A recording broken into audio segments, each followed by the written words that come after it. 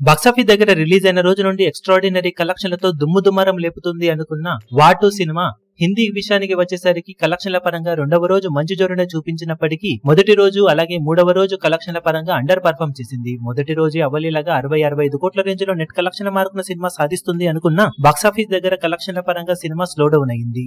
కానీ ఉన్నంతలో పర్వాలేదనిపించే విధంగానే మిక్స్డ్ టాక్ తో 3 రోజుల్లో ఆల్మోస్ట్ 100 కోట్ల రేంజ్ లో నెట్ కలెక్షన్ల మార్కును దాటేయడం విశేషం.